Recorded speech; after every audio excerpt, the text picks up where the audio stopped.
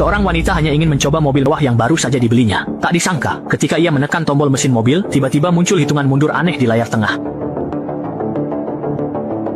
Sebagai penjinak bom, ia sadar mobilnya telah disabotase. Sadar akan bahayanya, Lisa langsung memberi kode suaminya untuk cek bodi mobil, untuk melihat apakah ada sesuatu yang tidak biasa. Awalnya, sang suami mengira istrinya hanya bercanda dengannya. Tetapi ketika ia melihat hitungan mundur di layar, barulah ia sadar bahwa ini adalah masalah serius, sehingga ia segera memeriksa sekeliling bodi mobil. Pada saat yang sama, Lisa di dalam mobil juga memperhatikan ada cahaya merah yang terus-menerus berkedip di kotak penyimpanan di sampingnya. Demi keselamatannya, ia mengambil sebuah kartu dan menggesekkan ke celah, memastikan tidak ada kabel yang terhubung, lalu perlahan membuka tutup kotak penyimpanan itu.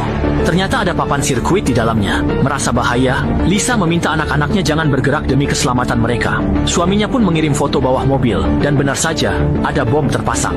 Berbekal pengalaman, Lisa tahu itu ranjau anti-tank berdaya ledak tinggi. Begitu bom itu meledak, seluruh area di sekitarnya akan berubah menjadi abu, dan dari penampilannya saja sudah jelas bahwa ini adalah ranjau multifungsi yang sangat kompleks. Jika berat mobil berubah sedikit saja, bom ini akan langsung meledak dalam sekejap, yang berarti Lisa dan kedua anaknya benar-benar terjebak di dalam mobil. Waktu terus berjalan, dan menyadari situasinya sangat genting, sang suami segera menelepon polisi, sementara Lisa juga langsung meminta bantuan rekan kerjanya, karena perusahaan mereka memang bergerak di bidang penjinakan bom. Dalam waktu singkat, Lisa menjelaskan situasinya. Nick, rekan kerja Lisa, segera tiba di lokasi kejadian. Melihat struktur bomnya, ia sadar ini masalah serius, dan langsung memeriksa bagian bawah mobil, dengan alat deteksi secara teliti. Nick sempat merasa ragu, dan ingin memanggil tim penjinak bom, tapi Lisa menolak karena mereka butuh waktu setengah jam untuk sampai ke sana. Karena waktu sudah tidak cukup lagi, mereka pun terpaksa harus menanganinya sendiri. Namun saat Nick memeriksa bagian dalam, ia menemukan kotak bom berlabel perusahaan mereka. Curiga ini terkait kantor, sang suami menelepon bosnya. Tak disangka, dering ponsel bos terdengar dari bagasi. Gemetar, si anak membuka sekat bagasi dan sebuah tangan terjatuh. Ternyata bos tewas dibunuh, dan Lisa target berikutnya. Semua ini terkait bisnis mereka. Rekan kerja bernama Xiaomei datang membawa alat deteksi canggih. Setelah diperiksa, mereka menemukan bom dengan 4 kabel. Merah, kuning, biru, dan hijau. Namun mereka berbeda pendapat. Lisa yakin kabel biru harus dipotong, tapi Nick menganalisis bahwa kuning adalah penghitung waktu, biru kabel utama, dan hijau kabel telinga kanan. Meski analisis Nick logis, Lisa tetap pada pendiriannya. Lisa ngotot potong kabel biru. Nick pikir Lisa terlalu cemas hingga tak lagi jernih. Karena waktu mepet, Nick abaikan Lisa. Ia langsung kirim robot ke bawah mobil untuk potong kabel kuning. Semua menahan napas. Lalu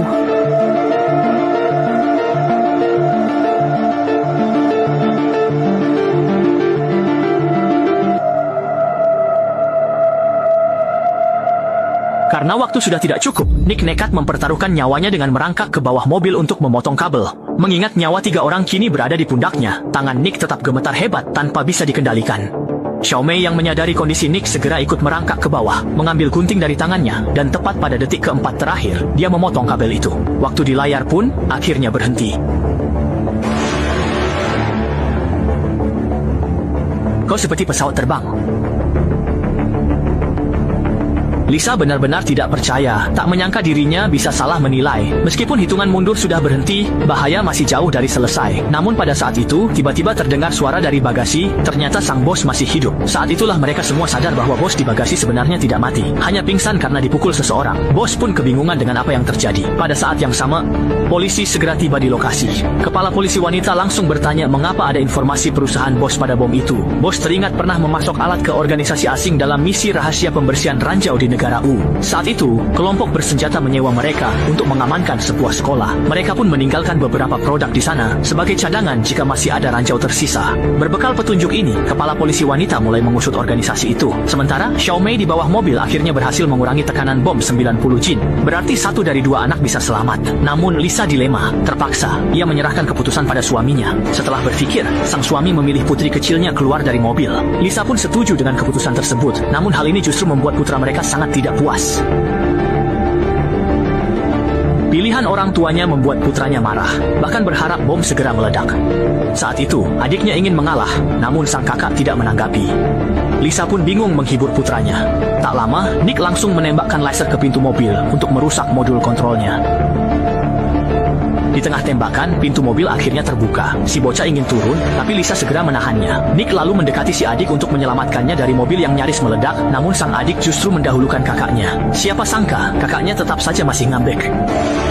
Dia tetap tak mau bergerak. Terpaksa, si gadis pun mengikuti Nick keluar mobil. Melihat adiknya tak terluka, si kakak histeris memarahi ibunya, sementara Lisa hanya diam menahan diri. Saat itu, polisi menemukan petunjuk ranjau tersebut. Ternyata, organisasi peminta penjinakan ranjau itu adalah kelompok teroris. Mereka menyuruh Lisa menjinakkan ranjau agar bisa masuk sekolah dengan aman. Di bawah sekolah ada ladang minyak, dan ranjau di sana ditanam guru untuk lindungi murid. Tanpa tahu hal ini, usai Lisa jinakkan ranjau, teroris langsung membantai semua guru dan murid. Agar rahasia tak terbongkar, mereka pasang bom di mobil Lisa untuk hilangkan saksi. Tahu kebenaran ini, bos Lisa menyesal karena salah menilai orang hingga banyak nyawa melayang. Kini, penyesalan tak lagi berguna. Kini mereka harus segera keluar. Nick, si penjinak bom, memasang pemberat seimbang di bawah mobil untuk mengganti beban ketiga orang di dalamnya.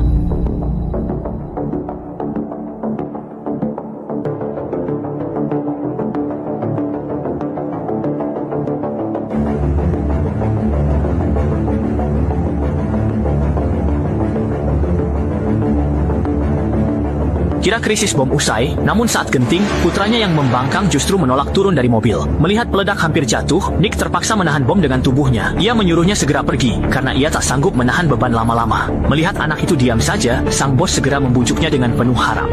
Ia mengingatkannya pada keluarganya agar tak berbuat bodoh. Melihat Nick hampir tak kuat lagi, anak itu akhirnya turun. Namun karena ia menunda, Nick kehabisan waktu menyelamatkan diri. Dalam kondisi lelah, ia tak mampu lagi menahan beban. Rekannya di luar tak bisa berbuat apa-apa. Sadar semua akan celaka, Nick berteriak agar mereka pergi. Meski berat hati menghadapi maut, mereka terpaksa meninggalkan sahabatnya dan lari ke pintu keluar. Setelah mereka menjauh, Nick yang di bawah mobil akhirnya menyerah.